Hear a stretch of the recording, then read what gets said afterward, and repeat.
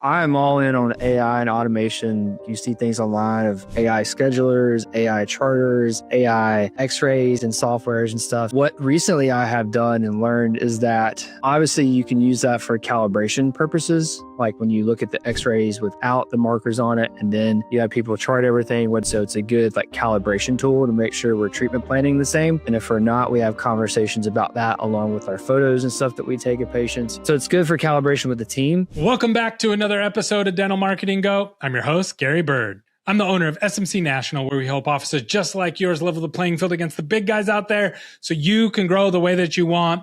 And today we got Dr. Shane, one of our clients who's grown his practice. He's going to see close to 90 new patients with a 400% ROI.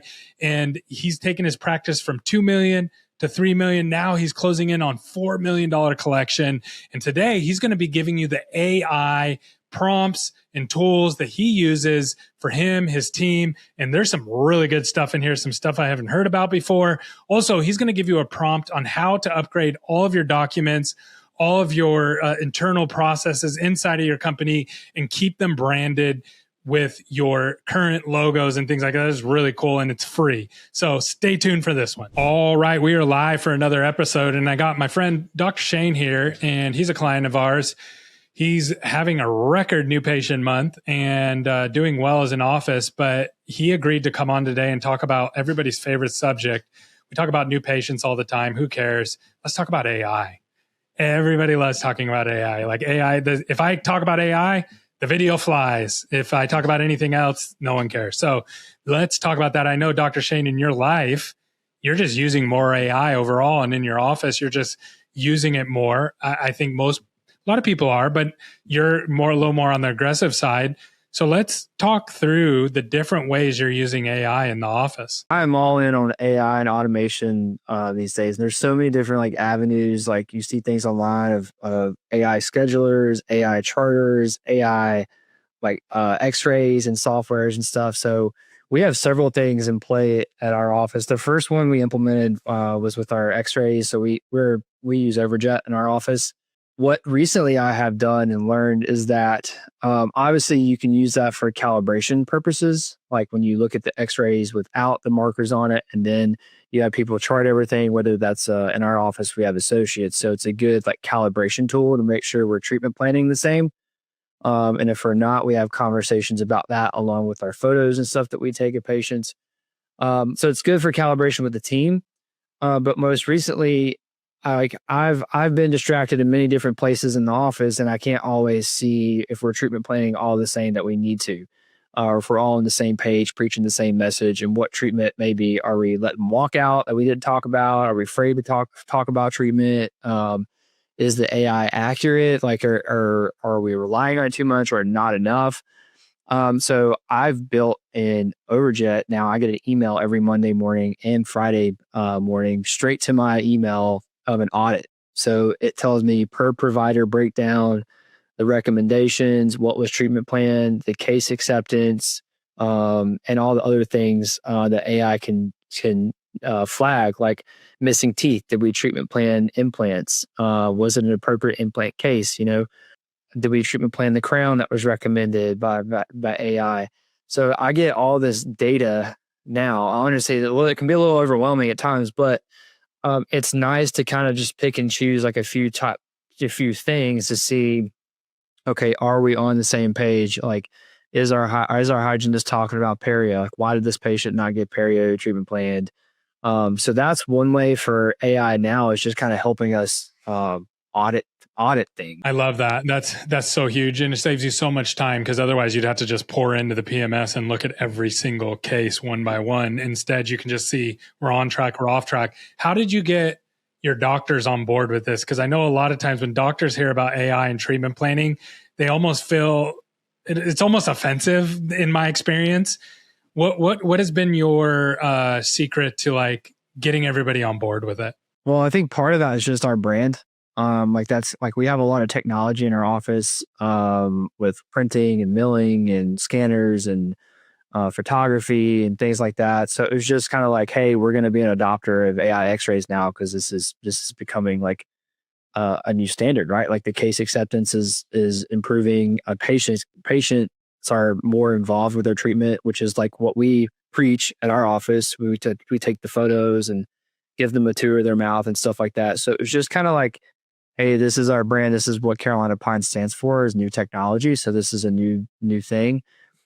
What we also too was just like, AI is great, but it does not replace the clinician. Like, you still have to use your clinical judgment on things, because there's definitely some things that I see on there, like it's not perfect, right? Like, I don't take every recommendation for what it is and be like, yep, boom, that's a crown, or yep, they've got perio.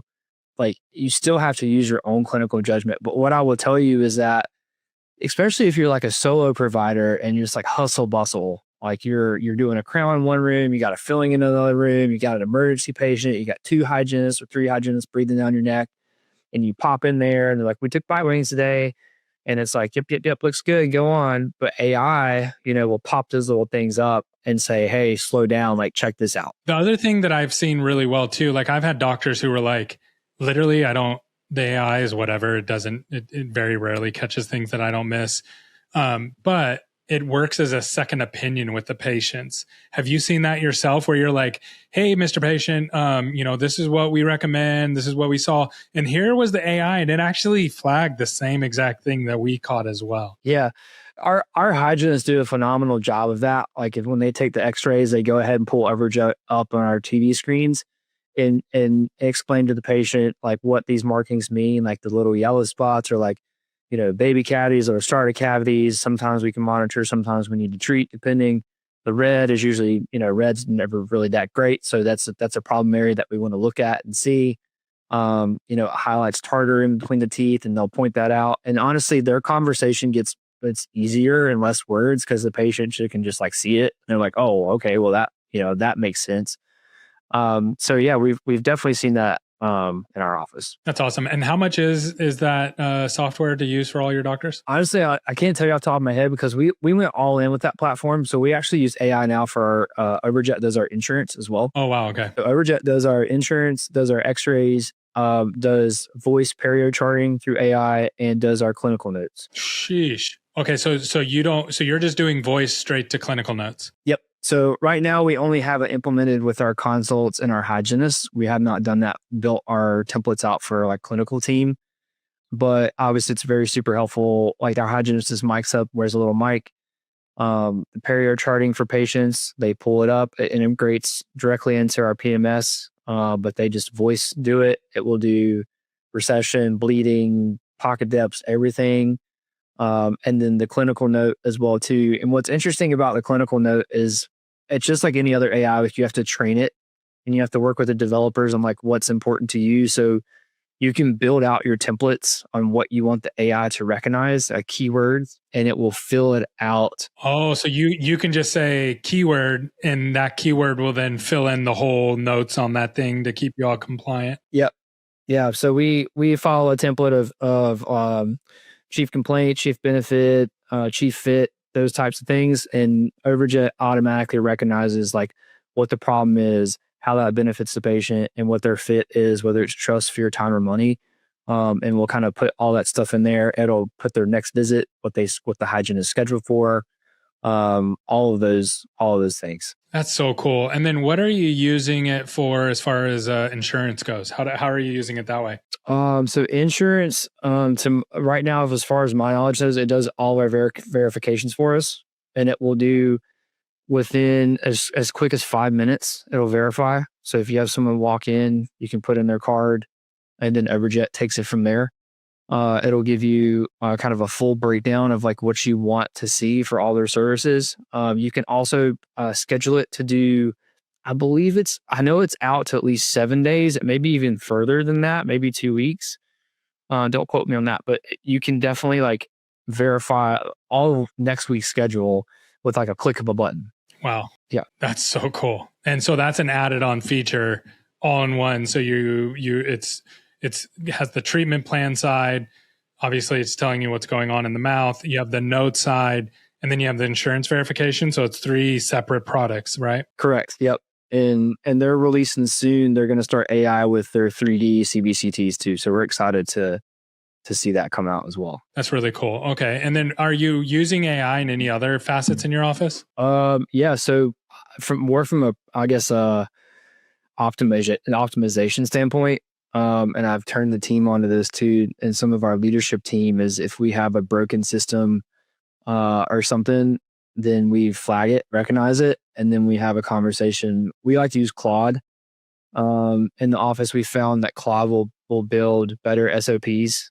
We have it integrated with like our brand and Canva and everything. Where if you need like a new patient intake form, like, hey, these are the things we want to ask on the phone consistently.